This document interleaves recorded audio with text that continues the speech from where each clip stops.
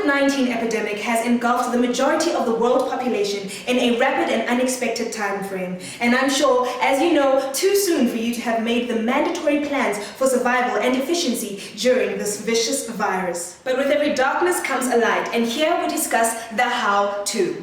How does the coronavirus affect the economy? Discussed by Martin Mhlanga and Soli Gumbi.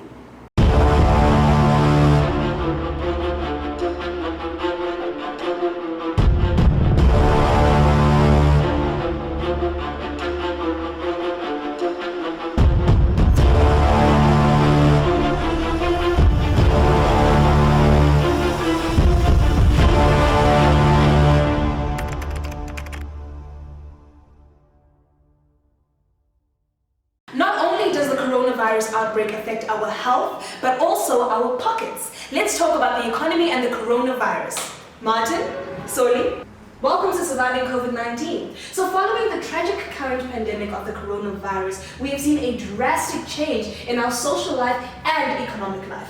Soli, please tell us, what sectors in the economy should we focus on the most during this pandemic? Okay, the sectors which I think we should really focus on, okay, well, there are two sectors. So I think one sector that we should mostly try to help is the private sector. Reason being that they are suffering a lot of losses right now because business is not operating as usual.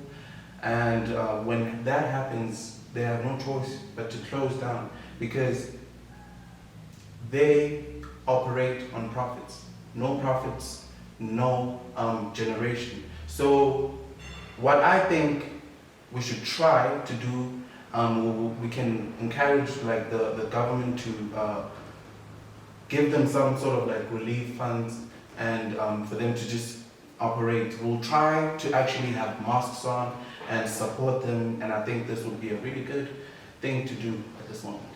So when you speak of the private sector on its own, what about the public sector?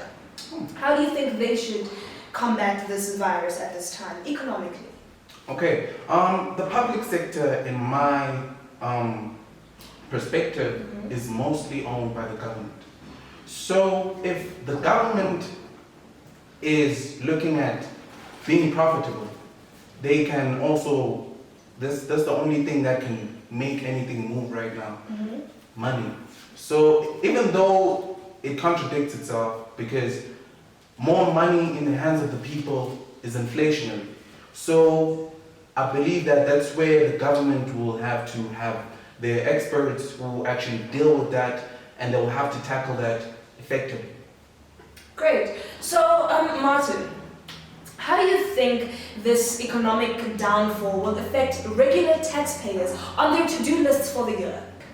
Okay, well, firstly, thank you for having me on the show. You know, I just feel like this lockdown has actually drastically jeopardized the economic goals of regular taxpayers.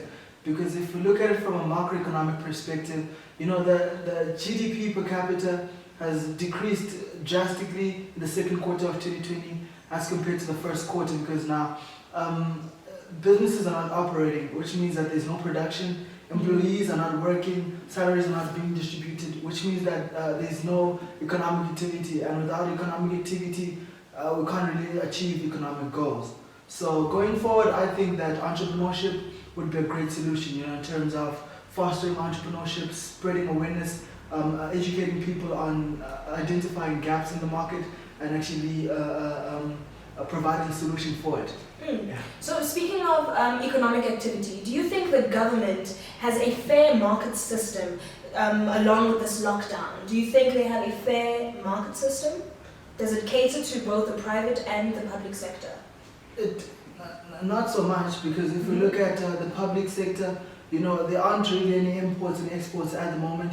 And also, if we can look at the recent statistics, and the JSC All-Share Index, you know, decreased by 11%, and that's like the fourth highest loss since 1978. You know, so like that creates a bit of unfairness, because if companies are listed on the JSC market, are facing major decreases in their share price and their net asset value. What of small enterprises, small medium enterprises? Thank you for that, Martin. And speaking about small enterprises, let's go big. Soli, let's talk about agriculture. How is the global climate of agriculture affected by the coronavirus right now? And how is farming affected? How are the farmers affected right now? Because we all know that there's a lot of demand in food. Okay, so farmers right now are impacted negatively. Why do I say this? Because of this epidemic, we cannot have close contact. So I believe that many farmers and their employees cannot be out there mass producing the products that they usually produce. And we need to take into consideration that we have transportation from where the raw materials, which are the farms, where they are taken, the products are taken all the way to where we are right now, which is like the city. So even in the transportation mode, we also need workers, and we do not have that as well. So it is creating a scarcity, right? And from what I've learned, I believe that when demand is too high and supply is low, that creates inflation, right? Because when people need something and they're not getting it, they're willing to pay anything for it. And I believe that is going to affect the farmers really, really badly. But I believe that we should actually go into technological ways, because now that we are actually going into the fourth industrial revolution, we need to become more advanced in our ways of actually producing and yeah. And what is the effect of people who were unemployed even before this outbreak occurred? Okay, I believe that the first thing we need to look at is these people had no jobs before the coronavirus, and we still have the coronavirus and prices are going up and they still do not have jobs. So I believe that I do not want to limit, but they will find it difficult to survive in this coronavirus period, because they won't be able to exercise their buying power and buy goods and services for their family.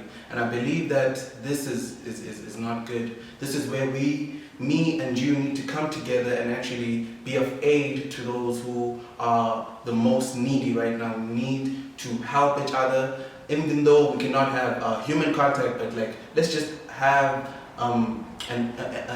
a certain energy of unity in our hearts. So helping the needy, Martin, let's talk about education and helping the needy, right? So how do you think this economy and the economical changes thereof through education will impact those that have no access to resources during this time post-coronavirus? Okay, the change in the education system is quite complex, because once strategies like e-learning and online training and etc., is actually fully implemented, it's going to have a positive effect and a negative effect as well. But on the positive side, it's going to sort of allow people to learn more efficiently. Why I say so is because if you're learning something online, it's different from in person. As much as in person there is physical interaction, via e-learning it makes it more efficient because we learn in different ways.